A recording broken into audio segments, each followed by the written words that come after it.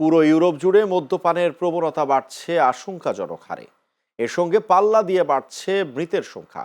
বিশ্ব স্বাস্থ্য সংস্থার সাম্প্রতিক এক প্রতিবেদনে উঠে এসেছে এমন চাঞ্চল্যকর তথ্য।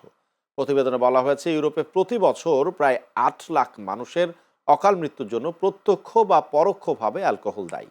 এ অঞ্চলে প্রতিটি 11টি মৃত্যুর জন্য একটির পেছনে মদ্যপান কোনো না কোনোভাবে জড়িত। পরিসংখ্যানে দেখা গেছে বর্তমানে ইউরোপে এই অ্যালকোহল গ্রহণের হার সবচেয়ে বেশি, যা এই অঞ্চলের জনস্বাস্থ্যের জন্য একটি বড় চ্যালেঞ্জ হয়ে দাঁড়িয়েছে। বিশেষ করে পূর্ব ইউরোপের দেশগুলোতে অ্যালকোহলজনিত আঘাতের কারণে মৃত্যুর হার সবচেয়ে বেশি।